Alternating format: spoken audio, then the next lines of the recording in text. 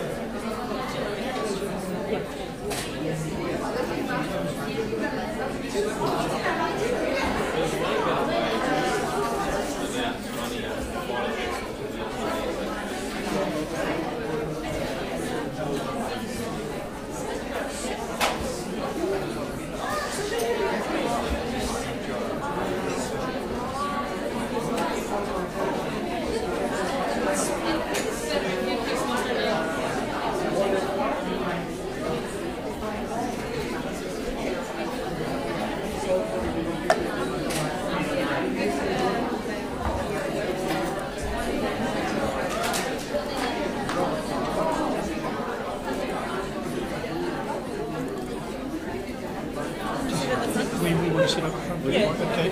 Overview. Okay. Yes. All right. Okay. Thank you, everybody, for coming back to the afternoon session. I will make a start so that we use the time wisely. I will be chairing the afternoon session, and this next session is entitled Education, Training and Certification, and we have two speakers who will address us. The first speaker is Helen Slatcher from Macquarie University, who will be talking about short non-language specific training, and the main reason for her presentation is to address that question that always arises about, well, how can those interpreters who speak the languages for which there are no available courses be trained? Okay, so that's why Helen is addressing this issue. And she will be followed by Mr. John Beaver, the Chief Executive Officer of NAATI, who will talk about specialised certification. So over to you, Helen. Thank you. Thank you, Sandra.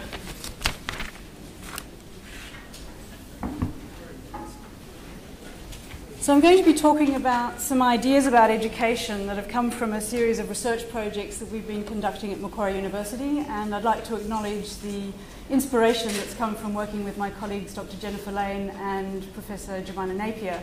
We have worked together on these projects over a number of years. So I've been asked to talk about short non-language specific training, and it's particularly what I would call multilingual. I'm sorry, I tend to refer to it as multilingual education because that's specifically the problem that we have in Australia. So we all know that we have this evolving landscape for the provision of quality interpreter services, so we know that there's this evolving migrant demographic. If you look at the languages that we had in the 1990s, they're very different from the ones that were documented as being the most commonly interpreted languages in 2012. So a real shift in the space of 20 years. And this is a constant feature, so they're always evolving. So there's and it always comes up as being the reason why we can't provide proper education for interpreters. So it's important that we actually try to find a solution for it. So I think I might just move across because I can't see my PowerPoint. So as we know, in the Australian landscape, we have interpreter education programs that are mainly delivered in language-specific pairs. So they're Mandarin English, Arabic English specific training. And this is because there's a problem of viability for educational programs that have small numbers. So we choose the majority languages, we choose the larger languages, and they're also obviously the languages of the greatest volume. We know that there are very small numbers of students, potential candidates that we would have in the smaller languages, what people have been referring to as the new and emerging languages. So these are small communities of speakers, and obviously this means that we would have very few candidates coming in as interpreting students. The other thing that Aldous Oslands has pointed out in his writing on the situation in Australia is that one of the major problems for interpreter and translator education is that we have a model which involves a lot of face-to-face components, a lot of practical training, which is very expensive to run. So this obviously raises issues of viability of our education. And of course institutions then respond to the problem of viability by saying, well, you have to have at least 15, 20 students in a class to be able to run it. And therefore we end up with the same languages being educated over and over again, which tend to be the major Asian languages and the major European languages and Arabic. And they're also asking us to reduce the number of face-to-face sessions. And I think that University of New South Wales is in a particularly favourable situation. Macquarie's had to reduce the number of language pairs offered at the moment, and this is why we've been exploring the multilingual option. So if we're talking about the short courses, so non-language specific short courses, they're generally offered as pre-service or in-service training. And they can range from a few hours, so it might be a morning session or it might go over to a week. And I think, Sandra, you've been running sort of moderately intensive sessions over a longer period. They're generally organised by institutions who are employing interpreters, so they're very specific to that institution.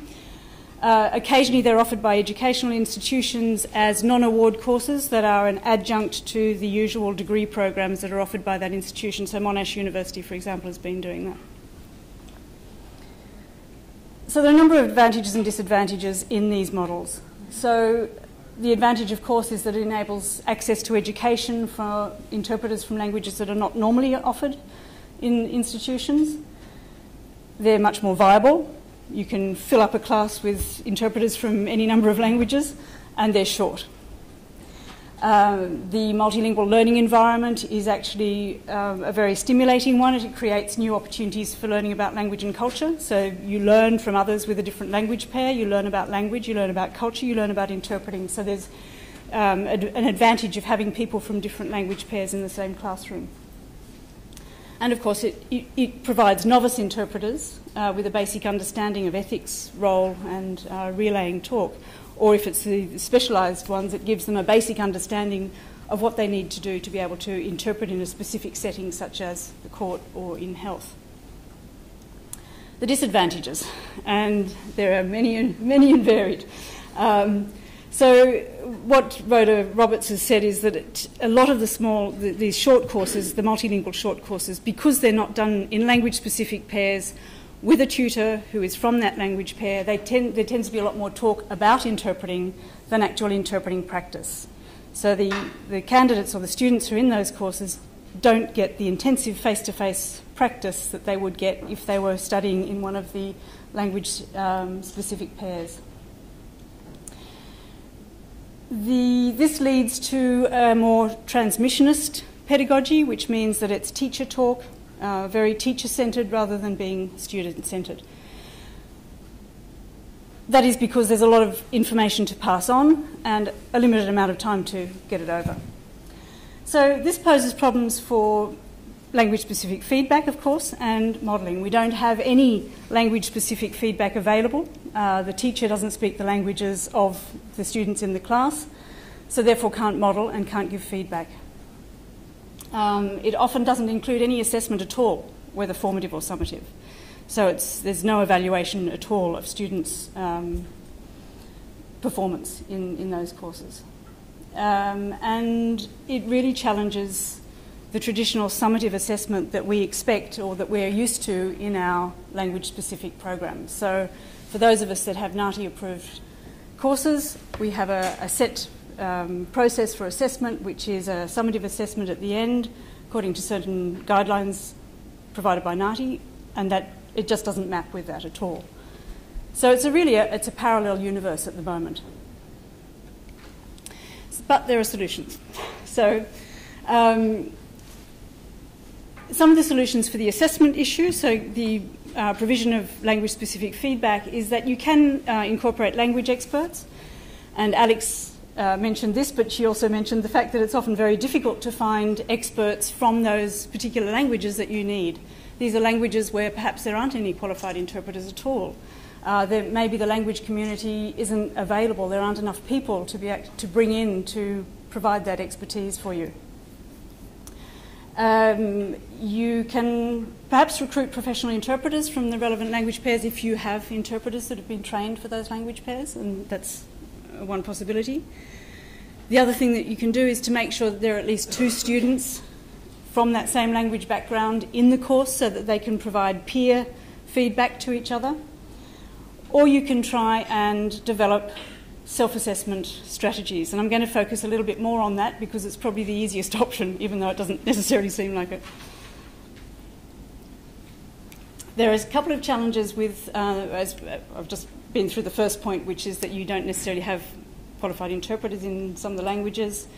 The other thing is that if you bring in practitioners, and I'm speaking to a room full of practitioners, so this is a bit daring, practitioners who don't necessarily have educational experience are not necessarily going to be able to understand the criteria, the objectives, the educational objectives, and be able to assess the way you want them to assess. People need to be trained to be able to give that sort of feedback. So you need to be careful about bringing in people from outside your course to give the feedback, which is actually central to the learning that happens in your course. And of course there are many challenges related to self and peer assessment, but this is particularly what we've been working on at Macquarie.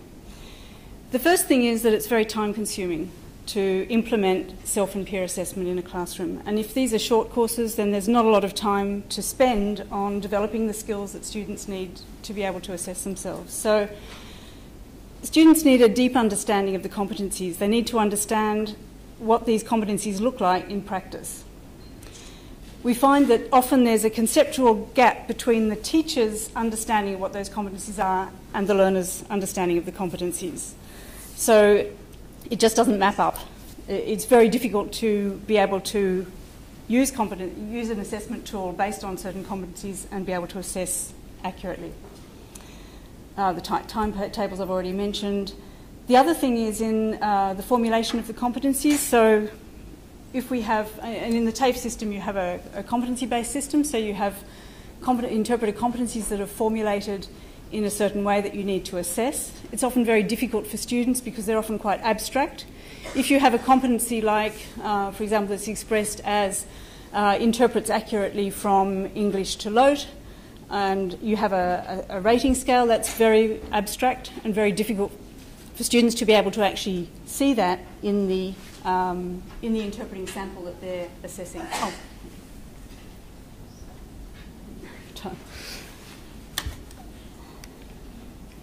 The other thing is that learners are often unfamiliar with the idea of self-assessment. They're not used to doing it. It's a new idea. And they always prefer feedback from the teacher. Very dependent on feedback from teachers. So in order to sort of come at this from a different angle, I think we need to rethink how we're approaching education. So we're looking at different pedagogical approaches, and I think to do that we need to look at the educational philosophy that we're implementing.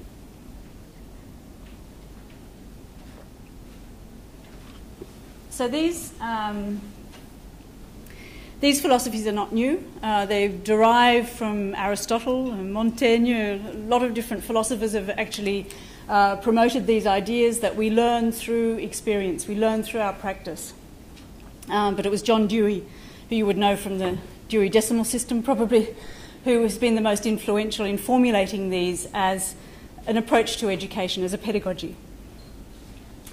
So he believed that we need to have experiences in our education that we can draw on. So there need to be meaningful experiences. Education needs to be interactive. We learn through collaboration with others. And we also need to be reflective practitioners, and I'll talk about that later. In Ornstein and Hunken's humanistic philosophy of education, it's the personal and social aspects. So again, the collaboration that occurs in education, so the fact that learners are working together, and Alex mentioned this in her training, that it's very important that students work together to gain an understanding of what they need to learn. And also the self-reflectiveness. And Schoen, of course, who's well known for his work on reflective practice, believes that you can't teach students. You need to coach them. So you can't teach people what they need to learn. And this, of course, has been taken up by Kiraly, who most of you would have heard of, who talks about a transformational classroom. So this is one in which learning activities will be marked by proactive students. So it's the students who are doing the activities, the students who are doing the learning, who work in collaboration with each other and the teacher. And there's a focus on situationally embedded real-life or realistic projects. So the idea is that students are engaged in an experience that is meaningful for them, and they're engaged collaboratively and interactively. So this is where the learning occurs. And I think probably for those of you that have, everybody's been through some educational experiences, there are probably moments where in your education you felt that you were really learning something, and it was probably through those sorts of experiences where something that you were learning related to your own experience, and you were able to draw on that and learn about it in a much more meaningful way. So Schoen, as I said, has been writing about reflective practice for quite a few years, and the notion of reflective practice is, I think, particularly useful for us as interpreters. So I'm very thirsty here, rushing through it. So this is where something arises that we haven't been taught about. So inevitably in your practice, things are going to happen that you haven't ever experienced it before. And this is it's a problematic situation, presents itself as a unique case, and it falls outside the categories of existing theory and technique. So nobody has ever had this experience before. The practitioner can't treat it as an instrumental problem to be solved by applying one of the rules in the store of professional knowledge. So when you learn strategies, you learn techniques, and you learn skills, but inevitably there are going to be situations where those are not going to serve you. And so you have to be able to improvise, to go outside the book, invent, test, and make up a strategy of your own devising based on your experience. So this is, these are things that occur in our practice that we've got to be able to deal with. And I think probably a very simple model of reflective practice is Gibbs' model, which is quite useful. And I think Alex gave us a fantastic example this morning that we can map against Gibbs' model. So as you can see, it's a cycle of reflection and action. And the first step is that you describe what happened. So we heard from Alex that she had a situation where she was listening to a judge, I think it was, who was taking a long time in a very eloquent way to get to the point. So as an interpreter, the anticipation of what was coming was sort of lost. She couldn't quite get where he was going. So she described that situation to us. Her feelings were perhaps of frustration, only 5 minutes to go. So at one point she finally understood what was going to happen, where he was going, and she said, "Oh yes," in the middle of her interpreting, which was of course out to the auditors. So she was, I think, probably anxious prior to that, and then very relieved that she could get to the point, but embarrassed by her exclamation. So she then evaluates that, so what was good and what was bad about it. Well, it was good that she actually finally got to the point where she could anticipate what was coming, but she felt very bad about slipping out this "oh yes" in the middle of the courtroom. She's analysed that, so she's understood what she did. She analysed it in the sense that she had this building frustration about not being able to anticipate what was coming. She knows that in her analysis that she could have just avoided saying "oh yes" and actually just got on with the interpreting. And of course the action plan was that she decided that she would have to bribe the court reporter not to put it into the transcript, so she baked him a pie and gave it to him. So that was her action plan. So that's actually, a very good illustration of the cycle of learning that goes on in Gibbs' model. What comes into this as well is in your analysis, maybe even in your evaluation, you bring in your theory. So your learning comes into that analysis, comes into your evaluation of it, and helps you to find the action that you're going to implement subsequently. So in the classroom, I'm going to just run through this pretty quickly, but you can, these are just some suggestions of things that you might do. So remember that we need to have interactive and collaborative activities in the classroom for them to be meaningful. So, for example, in our course at Macquarie, we have students working on a wiki together of resources that can help them to learn about different settings in which they're going to be working. Students should be collecting samples of their work all the time. They need to be able to observe their own practice in order to be able to evaluate and analyse it.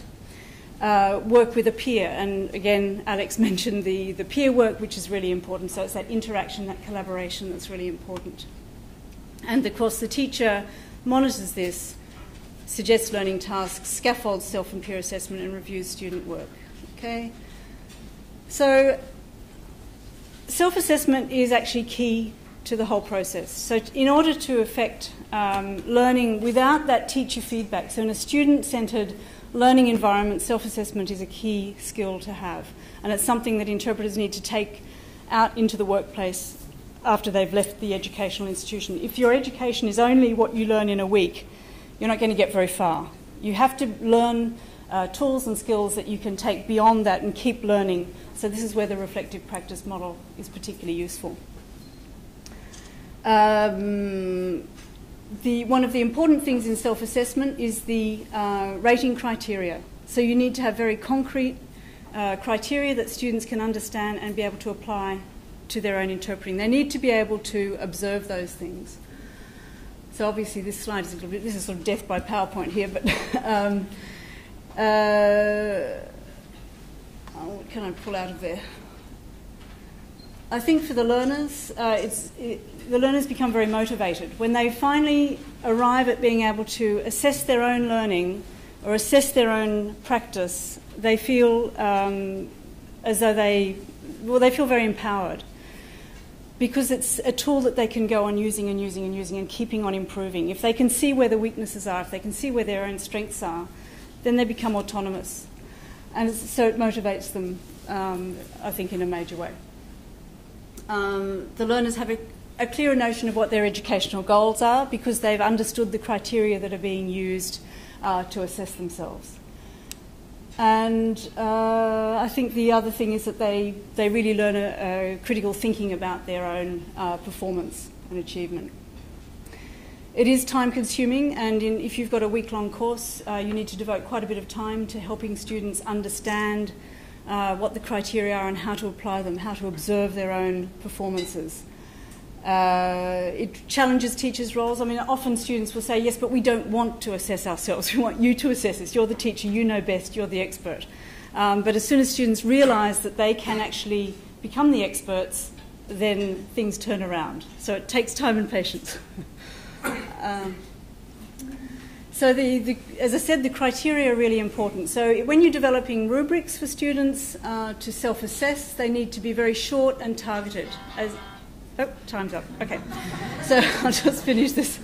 So the rubrics can be divided up into component parts to facilitate learning. So instead, as I said before, instead of having a criterion which is can interpret accurately from English to LOTE, which is a huge nebulous criterion that's very difficult to observe in your own practice, you need to break it up. You need to say something like, has maintained the register from English to LOTE. That's something very targeted that the students can zone in on, observe, and say, yes, it's there, or no, it's not. So they need to be observable skills, not abstract things. So these short multilingual courses, they don't have to be short, they can be long, but multilingual education is possible. It provides a viable alternative to our language-specific education. It can be used to implement pedagogies that educate for sustainable practice. So this goes beyond the classroom. Students take this away with them, they apply it to their practice, but you need to equip them with the tools that they can use outside the classroom. And of course the self-assessment is a difficult skill to learn, but once you've learnt it, can be used for this sustainable practice outside the classroom. Thank you.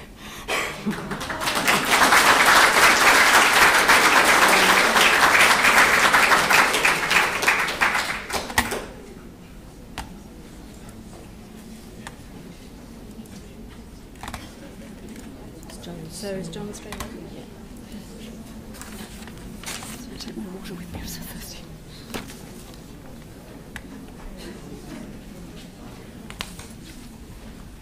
I've got a Word document here for you. There's a little clicker thing. You have a PowerPoint or is it a Word? No. Oh.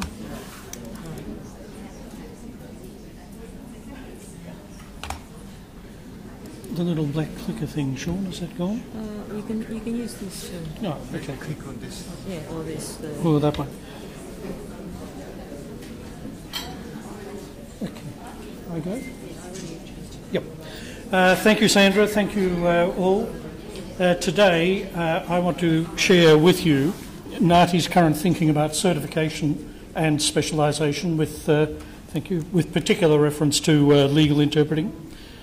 NAATI's involvement here follows the improvements to NAATI testing project, known everywhere now as INT, and specifically to the INT report. But what we're doing with legal interpreting really is illustrating NAATI's broader approach to where we're taking the national certification system in the near future. But to provide context for that, I really should subject you to a bit of background on what NAATI does and what NAATI is likely to look like as we work through the INT project process. Now, people outside T&I are quite often surprised to hear that Australia was something of a pioneer in certification in this profession. But way back in 1977, when most of the people in the room were not even here, the ancestor of NAATI, well, apart from you all this, the ancestor of NAATI was created in the then Immigration Department. But that ancestor had by design had a limited shelf life. It was only there for 5 years, and it was required by the then Minister for Immigration to recommend its successor before its 5 years was up. And being in Canberra, it recommended 2 successor organisations. And you can see there that the first one looks and sounds very much like NAATI. The members of AUSIT will recognise the next one, because the next one became AUSIT. But if you fast forward to 2011, NAATI was in many ways similar to what it was when it was set up. Its practices and processes had elaborated, so much so that it was described by researchers as the world's most elaborate system for regulating translation and interpreting. But in 2011, a new NAATI board decided it was time to take a fresh look at how NAATI went about its business. The then board was concerned that NAATI in some areas had come to be seen as isolated and unresponsive, and at risk of being overtaken by changes in the profession and changes in the environment and changes in enabling technologies. And the board began a process which is now a virtual renewal of the national certification system. No one told them to undertake INT. This was a NAATI initiative for good and for ill. The board started the improvements to NAATI testing project because the test is central to our system and will continue to be central to our system for the foreseeable future. It applies the standards that NAATI was created to maintain and improve. It enables an independent form of assessment of competence of people who want to join and progress in the profession. It engages the examiners whose performance is so central to the success of the system. And it sets the benchmark for tertiary educators whose institutions are approved by NAATI to recommend students to us for certification without separate testing. The INT research started in 2012, led by an eminent group of local and international experts and led by one Professor Sandra Hale, otherwise known as the INT report or occasionally the Hale report, but we prefer the INT report. They were required to take an independent look at the system, compare it with overseas, and to recommend improvements. The resulting INT report was delivered on time and on budget and published in full by NAATI. There were some criticisms of NAATI in the report, but we decided to publish it because we wanted it out there for everyone to access and consult with. The INT report found these nice things about NAATI. I won't repeat them, you can all read. It also said that Australia had two particular advantages over comparable systems internationally, and they are those advantages. But it also said there was a need for improvements in some fundamental things if NAATI was to maintain and to strengthen its position as a rigorous certification authority. And we'll come back to those in a moment. The publication of the INT report was followed by a round-the-country consultation process involving 28 meetings with up to 60 people at a time. We promised to publish the conclusions from that consultation process, and they were in the INT project discussion paper, November 2013. The INT report itself made 17 recommendations, 15 of which NAATI has agreed in full or agreed partially. Some of these are subject to further work on costs. Those parts of the 15 recommendations that were not agreed in full at this time are there to be revisited later. Of the 17, there are only 2 that were not agreed in full or agreed in part last year. We intend to do more work on those 2 before we decide, where we go. In the meantime, our priority is progressing those parts of the 15 that have been agreed. I think about the only area in which NAATI and the INT report do not agree, at least to some extent, is the recommendation to combine the current professional and the current paraprofessional into a single generalist. We see removing something like paraprofessional as problematic at this time, mainly because it will create barriers to entry in community languages which are not presently well served. I think it's important to emphasise that the INT report anticipated the scale of work involved in implementing their recommendations and acknowledge that major changes to the current system will require time and resources. This was on the very first page of their report, or at least the executive summary of their report. And as we said in our responding discussion paper, NAATI will implement most of the inter-report recommendations that are feasible now. The discussion paper acknowledged again that limited resources mean we cannot adopt all the recommendations at this time, but we propose change which can be achieved within the resources we have. Now, I'm from Canberra, but I think people from outside Canberra also understand that now is not a particularly good time to go to any government in this country asking for more of anything. This is a reality with which we have to work, and we know that disappoints some, but it almost goes to Alex's point this morning about being the good rather than the ideal. Fortunately, over the last 3 years, NAATI has built up reserves, cash reserves, sufficient for us to start creating the new system. In the next 3 years, we intend to build much of the new system, even though we acknowledge we cannot do everything right away. NAATI, you should be aware, if you're not, is a not-for-profit organisation, and that means, among other things, that it does not pay dividends to the government or governments. It does not pay any monies back to any of the governments who are the ultimate owners of NAATI. It uses its reserves, its surpluses, to improve the national certification system and to promote better language services. So, we come to the new system. The key features of the new system will be those four.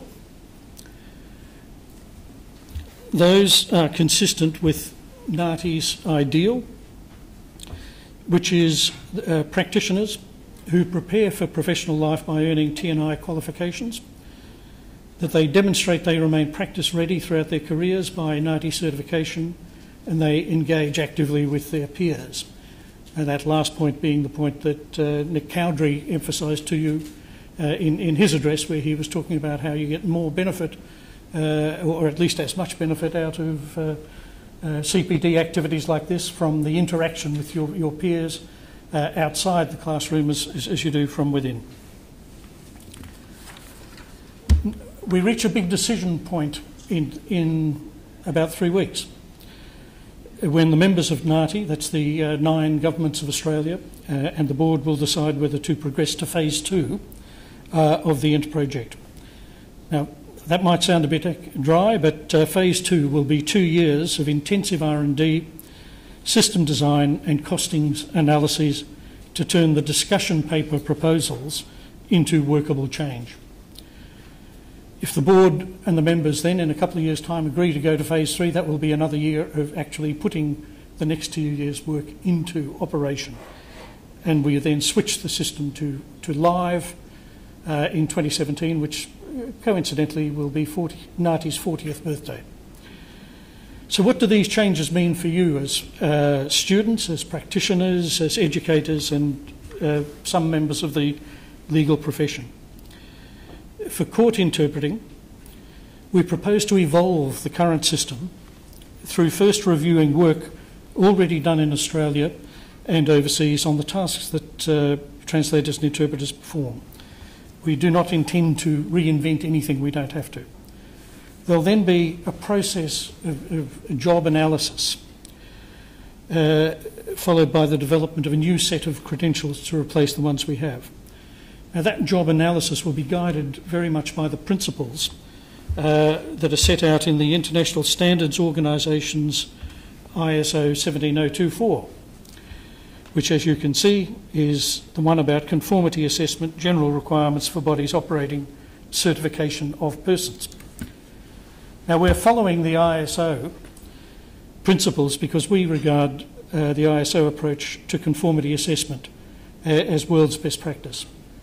17024 also provides an independent benchmark or point of reference against which we can measure NAATI's own performance. You'll note also this PowerPoint and the others refers to certification of persons, not to accreditation. In the ISO world, organisations like NAATI are accredited to certify persons. So it's organisations that are accredited and people who are certified. You'll see NAATI in future using ISO terminology. Subject to the work we're about to begin in phase 2, the new credentials are likely to look something like this.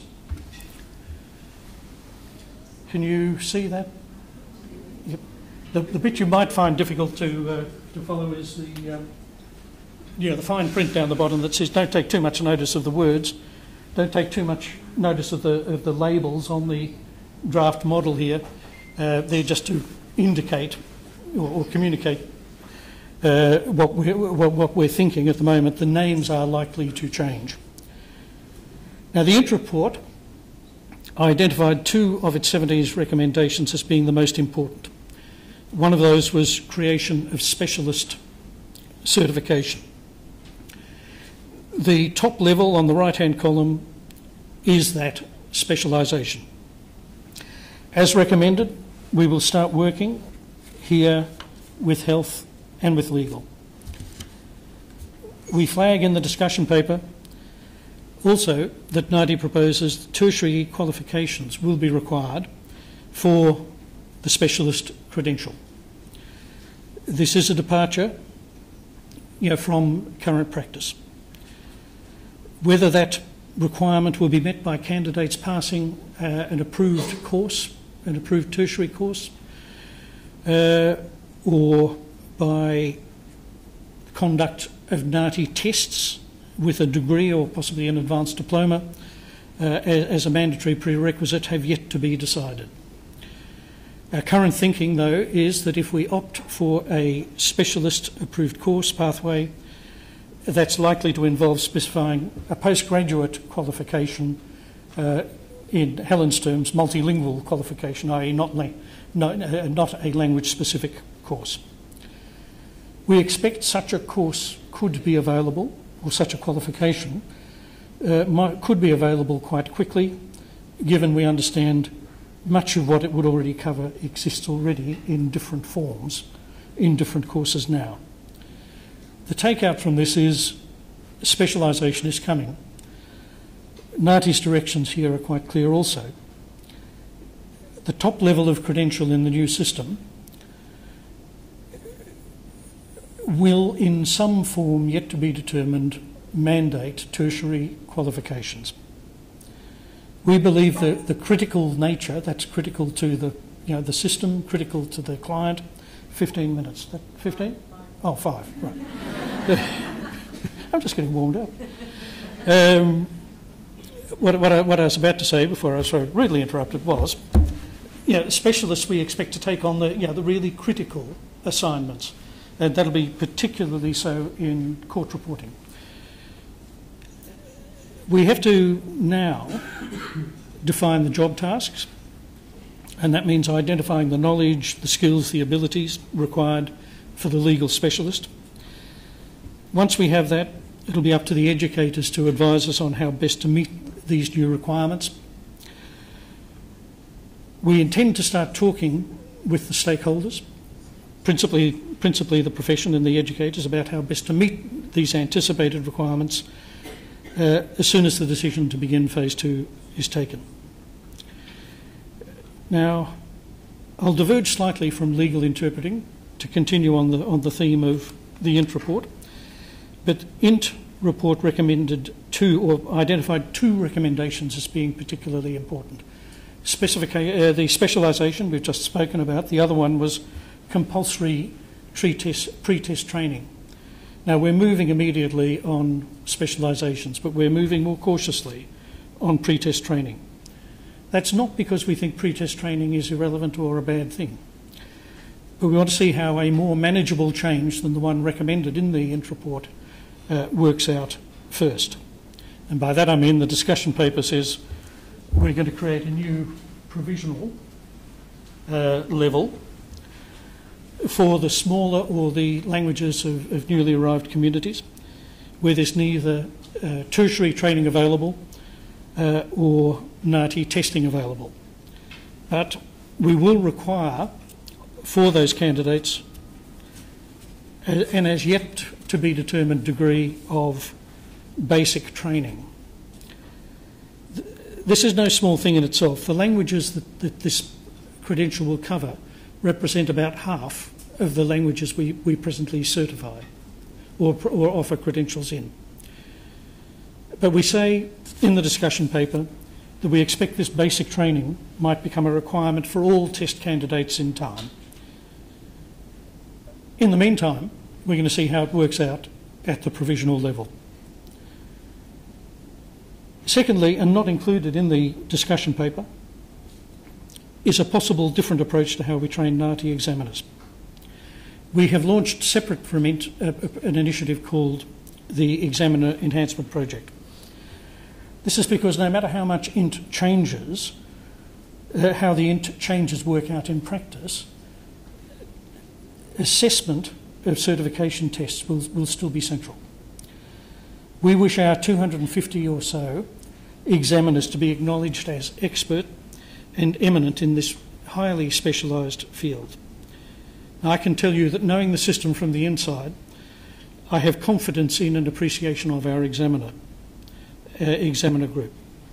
More than 90% of them have a tertiary qualification, 70% of them have postgraduate qualifications. These people do important work and they're often criticised unfairly. For people who often work as a service to their community or their profession rather than for remuneration, this is not right. So the process of renewing NAATI includes examiners. And part of that renewal might turn out to be converting much of the orientation and training that now happens at the panel level to a more formal, generic form of preparing examiners for their new role. We're convening late in May what we believe is the first conference of examiner panel chairs to be held. We'll explore this idea, among others, with the panel chairs, and I hope that they will be receptive. What any training, what any possible qualification might look like, we don't really know at this time. But in this regard, and the things we've already spoken about, as throughout INT, we hope to progress phase 2 and then phase 3 with the active involvement of the profession through the national professional associations, the educators and the service providers. INT is going to take time, but the next part of the journey starts in the next few weeks. Thank you.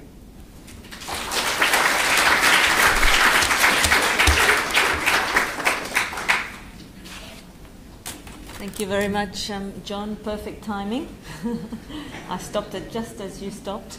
And thank you, Helen, as well. So thank you to both our presenters. And now we have about 10 minutes for questions. So anyone, put your hand up. Over here, Adela.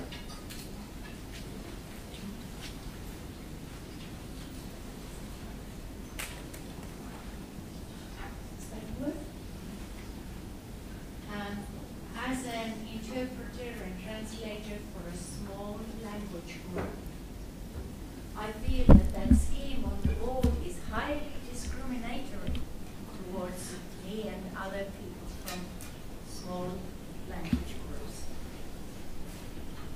Now, I don't have tertiary qualifications in my language, but I do have higher tertiary qualifications from Australia in another field. And I have studied linguistics, and I'm doing research into my language acquisition. Yet, I have to be a provisional interpreter or translator. Now, why hasn't NAATI thought of a fairer model for small groups? Have you thought of a fairer model than what we've put up here and what has been recommended to us? Yes, actually, I have corresponded with NAATI and I have suggested that they would use the universities in my own country to examine me and accept that examination, the results of that examination. Well, I don't recall seeing that. I'm sorry, but I don't recall seeing it in the submissions that we've been inviting. I would invite you to contact us again, perhaps after this session, because I'd be interested in hearing more from you. I don't want to imply that that means a yes. University qualifications in other countries do not necessarily equate to those that are here, and we recognise many overseas tertiary qualifications, but they have to be ones that are judged equivalent to the ones that are delivered in this country. Any other questions?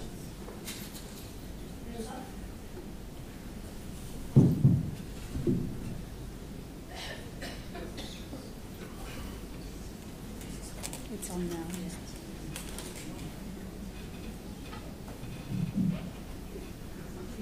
This is Matthew Spencer, interpreter. I'm just trying to make sure I understand your graph on the board there.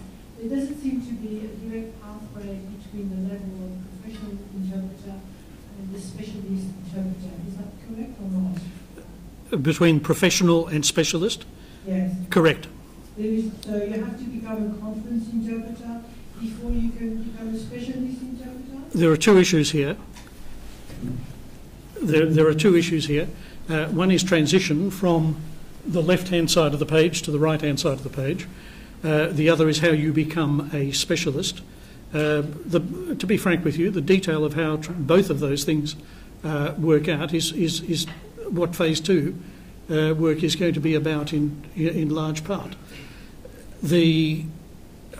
My answer to you today, Francoise, would be if you are a professional, as you are a professional level, and if you aspire to being a specialist level in the new system, and the new system looks like the right-hand column there, the likely way to become a specialist from what is presently the professional level would be to sit or do the approved course for specialists.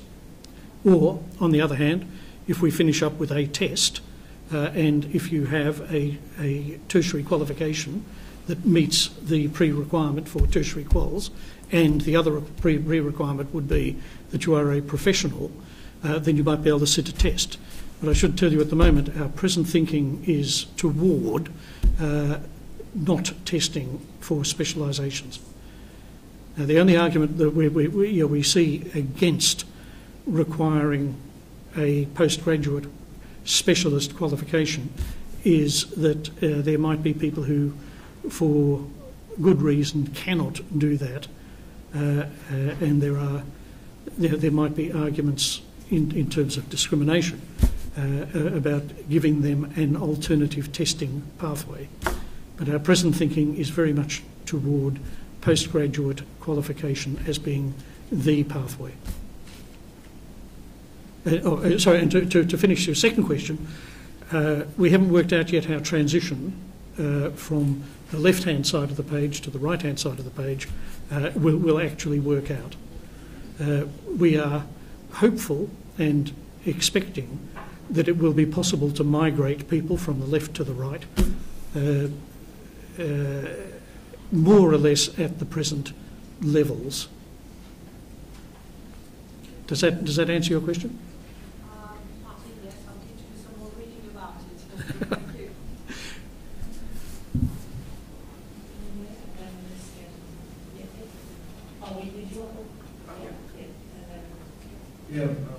Just the government just changed the education policy, so they're not going to fund or you have applied for HECS or Pell for the master degree study, like post-degree study, postgraduate study. So in this case, when you have to, in order to get a specialist interpreter accredited, you need to have a postgraduate degree. You say the NATI approved subject of study. So in this case, when the payment to the interpreter will reasonable to compensate this cost or something, you still pay the same according to market price or something. Yeah, I think that question goes essentially to, will the specialists be paid more?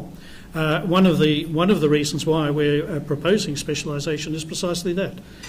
We hope that the market will respond to people who do get specialist credentials by paying them more, because we expect that over time the specialists, where they exist, will tend to be the practitioners who are chosen for the most difficult, the most dangerous, the most demanding cases.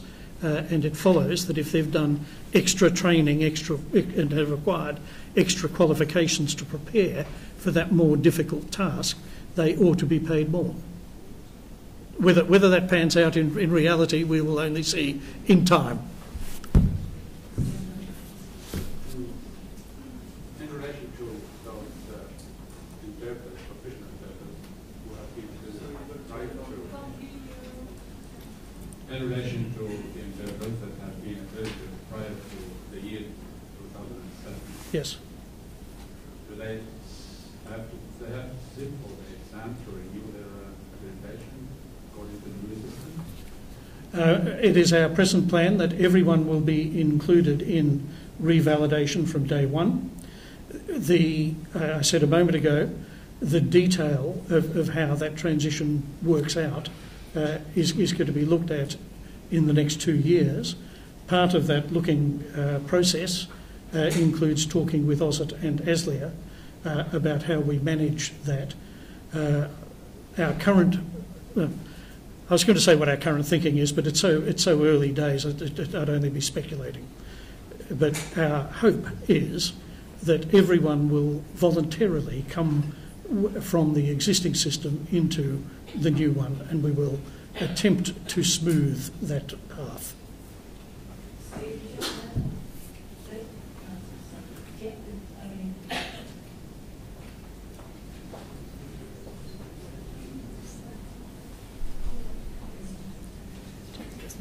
Coming down here, actually, I think they're all going to be for you.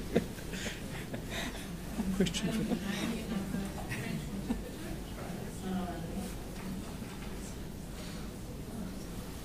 My name is Marianne, I'm a French interpreter. My question is for the additional qualifications that we are going to have to get. Are these going to be available online? My question really comes from, what about the regional people who live in regional and rural areas? Would they be able to attend courses or do the qualifications in the same way as people who live in I can answer that one. There's no reason why not. We've got a blended mode course at the moment, which is a graduate certificate, a multilingual graduate certificate in community interpreting, and that's going to be fully online from January. So there's no reason why educational institutions can't offer online courses. Maybe at the back. No? Over here. Someone.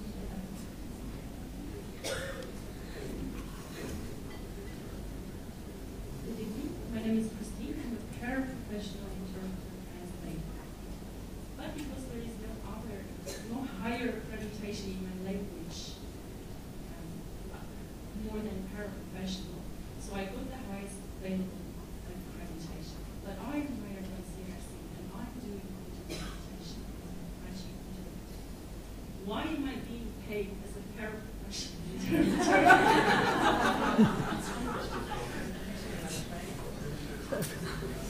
Do you want that one? It's not one. It's not one I can answer. Yeah, maybe. Sorry? We just happen to have CRC here. Wait till I'm finished before you clap. I might not give you any joy. Look, good afternoon, everyone. My name is Hakan Rahman. I'm the new CEO at the Commission. I don't really have a direct answer to that, other than the fact that our employment of our interpreters and translators is covered by an industrial award. It's a Crown Award within the New South Wales public sector, and at present it doesn't allow for a discrimination between different skill sets in that context. That's not to say that we don't support the recommendations as a member of NAATI, and it's not to say that we're not looking forward to revamping both our own business and also being very supportive of a strong interpreting and translation as a profession. So I don't know if that answers your question or gives you any joy, but that's the state of play at the moment. Thanks. All right. Well, we've run out of time for questions, so we'll finish the session now, and we have afternoon tea in the same spot where you have what is it, and we'll return to you at 1:15. Thank you for speaking. Well, I wasn't worried, but I thought you might. Thank you.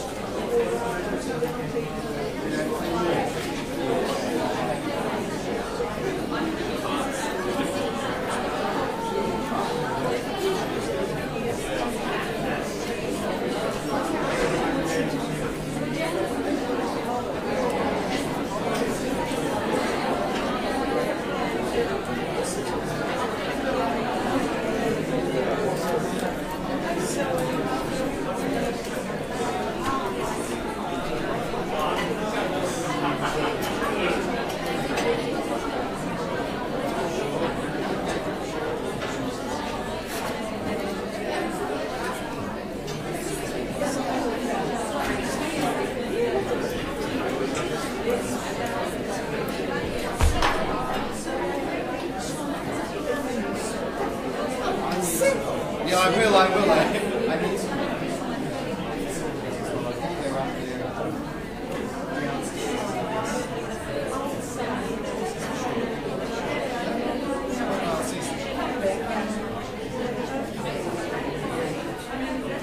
Get out this way.